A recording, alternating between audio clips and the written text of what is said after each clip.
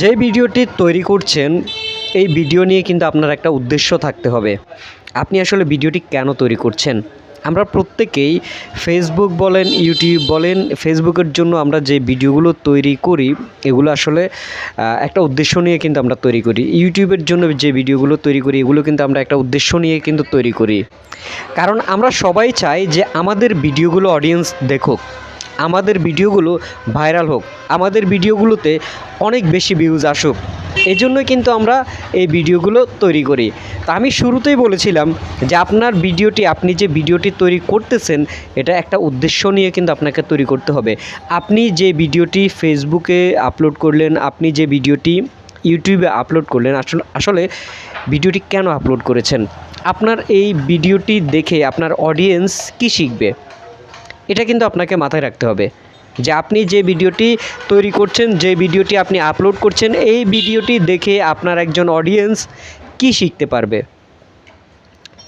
যদি আপনি মনে করেন যে হ্যাঁ, আমার এই ভিডিওটি দেখে আমার একজন অডিয়েন্স উপকৃত হবে, আমার একজন অডিয়েন্স লাভবান হবে, আমার একজন অডিয়েন্স কিছু একটা শিখতে পারবে, তাহলেই কিন্তু আপনি ফেসবুক এবং ইউটিউবে সফল।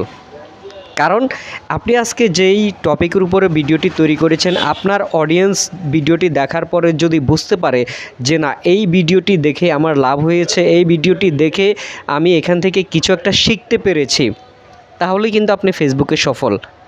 আজকে হোক, 1 মাস পরে হোক, 6 মাস পরে হোক, 1 বছর পরে হোক, আপনি কিন্তু ফেসবুক ইউটিউবে সফল।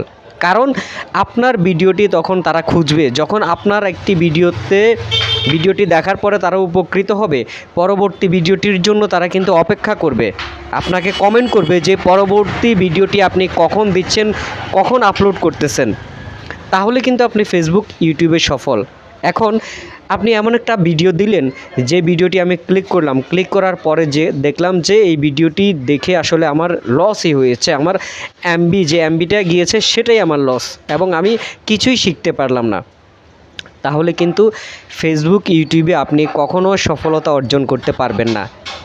তাই আমি শুরুতেই বলছি যে আপনি যে ভিডিওটি তৈরি করতেছেন একটা উদ্দেশ্য রেখে কিন্তু তৈরি করতে হবে, যে আপনার এই ভিডিওটি দেখে আপনার অডিয়েন্স কী শিখলো, তাহলে কিন্তু আপনি সফল হতে পারবেন।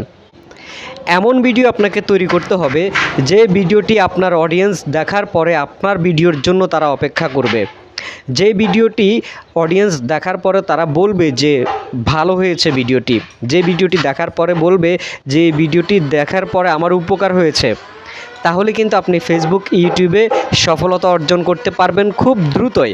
তাই হাল ছাড়বেন না এবং নিশ রেখে আপনি কাজ শুরু করুন। ধন্যবাদ।